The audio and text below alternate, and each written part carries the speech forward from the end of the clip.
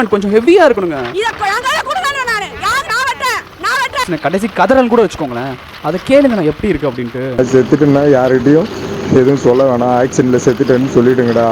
Hi hello, நான் தாங்க புலோனி show பேசுகிறேன். எல்லோரும் எப்படிங்க இருக்கீங்க? நல்லா இருக்கீங்களா? ஓகேங்க. சாரிங்க, இன்றைக்கி எனக்கு கொஞ்சம் மைண்ட் கொஞ்சம் சரியில்லைங்க.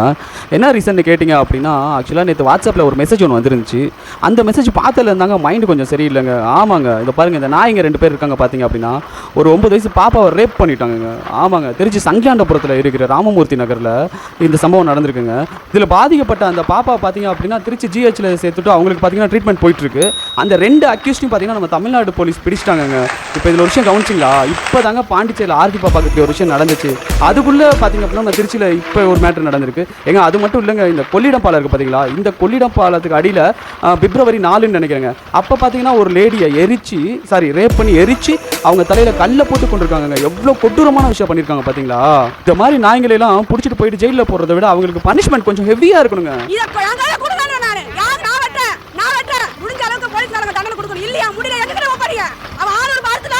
எல்லாரும் பாத்தீங்கன்னா வெறி பிடிச்சிருக்காங்க. ஆமாங்க, நேற்று பார்த்தீங்கன்னா ஆர்த்தி பாப்பா, இன்னைக்கு பார்த்தீங்கன்னா திருச்சியில் இருக்க பாப்பா, நாளைக்கு நம்ம வீட்டில் இருக்க பாப்பாக்கு ஏதோ ஆயிருமா அப்படின்னு பயத்தில் இருக்காங்க. இதுக்கெல்லாம் யாருங்க காரணம்? நம்மள இருக்கிற ஒரு சில பொறுப்பு இல்லாத ஆளுங்கனால தாங்க இப்படிலாம் நடக்குது. அதுக்கு ஃபர்ஸ்ட்டுங்க நம்ம நல்லா பார்த்துக்கணுங்க. அதுக்கு நம்ம பெற்றவங்க நம்மளை கைட் பண்ணி நல்லபடியாக வளர்த்துருக்கணுங்க.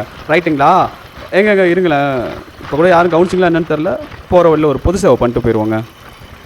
சாரிங்க, சடனாக பிரேக் அடித்து லெஃப்ட் ஒதுங்க முடியலங்க. அதனால தான் கொஞ்சம் தூரம் போயிட்டு அப்படியே ராங் ரூட்டில் வந்துக்கிட்டு இருக்கேங்க. எதுக்கு வந்துட்டு இருக்கேன்னு பார்த்தீங்க அப்படின்னா, அதை பாருங்கள், அங்கே பாருங்கள், பொறுப்பு இல்லாத மக்களுங்க. நான் சொன்ன மாதிரியே ஏற்றிட்டு போகிறாரு பாருங்கள். இந்த பலகையை எடுக்க தாங்க ரிட்டன் வந்தேன். ஏன்னா நிறைய பேர் ஏற்றிட்டு போகிறாங்க, கீழே விழுந்துட்டு என்ன பண்ணுறதுங்க. ஓகேங்க, எடுத்தாச்சு, தூக்கி போட்டாச்சுங்க, போகலாங்க. வீடியோவில் பார்த்தீங்களாங்க, அந்த அண்ணா பாட்டுக்கு ஏற்றிட்டு அவர் பாட்டுக்கு போயிட்டாரு. ஒரு வேளை விழுந்துட்டு தான் என்னங்க பண்ணியிருப்பாரு? ஏற்றிட்டு போனார், சரி ரைட்டு, பின்னாடி வரவன் அவனும் விழுந்துடக்கூடாது அப்படின்றக்காக ரிவர்ஸ் திரும்பி அப்படியே எடுத்து போட வந்திருக்கலாம் இல்லைங்க. அதங்க கொஞ்சம் கூட பொறுப்பு இல்லைங்க. எவன் விழுந்தா நமக்கு என்ன, நம்ம பாட்டுக்கு போயிட்டே இருப்போம் அப்படின்னு தானே. சரி ஓகேங்க, சிக்னல் போட்டாச்சு, அப்படியே போயிடுவோங்க. கிராஸ் பண்ணிட்டு அங்கே பாருங்க. ஐயோண்ணா, என்னண்ணா இருங்களேன் ஒரு நிமிஷம், பொறுப்பே இல்லைங்க யாருக்குமே.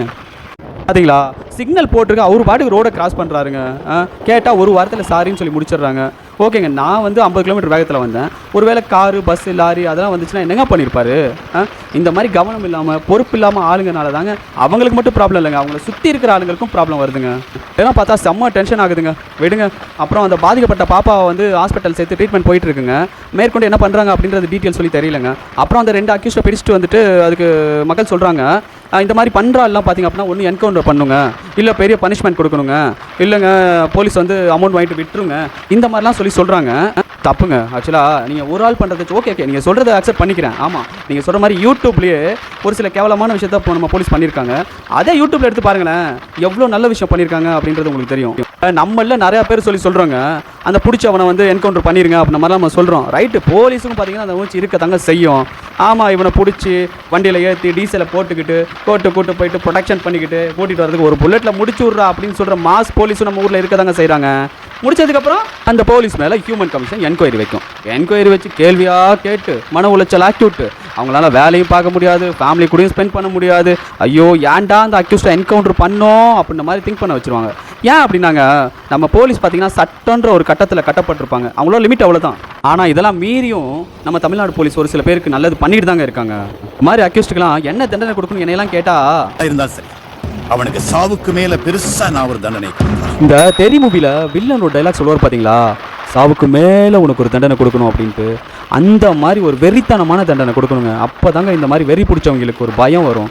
நம்ம தண்டனை கொஞ்சம் கடுமையாக இருந்தால் தாங்க இது மாதிரி தப்புக்கெல்லாம் குறையும். இல்லை அப்படின்னா இது மாதிரி குற்றங்கள் தமிழ்நாட்டில் வந்து ஒரு தொடர்கதையாக தாங்க இருக்கும். இன்னொரு பேர் சம்பவம் விழுப்புரத்துலையும் நடந்திருக்குங்க. ஆமாங்க, விழுப்புரத்தில் இருக்கிற ராஜேஷ்னு ஒரு ப்ரோ மாலத்தீவில் இன்ஜினியராக ஒர்க் பண்ணுறாருங்க. அவருக்கு பார்த்திங்க அப்படின்னா வீட்டு மூலியமாக ஒரு பொண்ணை பார்த்து நிச்சயதார்த்தம் முடிஞ்சு கல்யாணம் வரைக்கும் இன்னும் 4 டேஸில் கல்யாணம் வரைக்கும் வந்துருச்சுங்க. அதுக்கப்புறம் பார்த்திங்கன்னா இடையில இந்த லேடி கால் பண்ணி இது மாதிரி ராஜேஷ் எனக்கு உங்களுக்கு செட் ஆகாது, ஸோ அதனால் உங்கள் லைஃப்பை நீங்கள் வேறு ஒரு பொண்ணோட அமைச்சுக்கோங்க அப்படின்னு சொன்னதை தாங்க முடியாமல் அவர் பார்த்திங்க அப்படின்னா அவரோட கடைசியாக பேசின கடைசி கதறல் கூட வச்சுக்கோங்களேன், அதை கேளுங்க நான் எப்படி இருக்குது அப்படின்ட்டு. பிரச்சனையாக இருக்குது, நான் பார்த்துக்கிறேன், நீங்கள் பயப்படாதீங்க, நான் இல்லைனாலும் நீங்கள் வேறு கல்யாணம் பண்ணிக்கணும் அப்படி இப்படின்னு ஒரு மாதிரி சொல்லிச்சு. அப்படின்னு ஏன் அது மாதிரி சொல்கிறோம்னா, நீ இல்லாதெல்லாம் நான் இருக்க மாட்டேம்மா அப்படின்னு நான் சொன்னேன். இல்லை நீங்கள் இருக்கணும் அப்படின்ச்சு. அப்புறம் இல்லை சரி அப்படின்னு அப்புறம் அது லைட்டாக அழுதுச்சு. அப்புறம் கம்மன் விட்டுடுச்சு. காலையில் எழுந்து கம்பெனிலேருந்து ஊருக்கு வரேன் அப்படின்ட்டு நான் அது கிளம்புறேன்னு சொல்லிச்சு. சரி நானும் தூங்குறேம்மான்னு தூங்கிட்டேன்.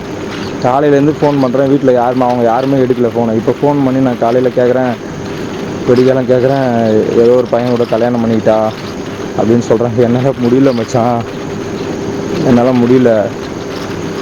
நான் என்ன பண்ண போகிறேன்னு எனக்கே தெரியல.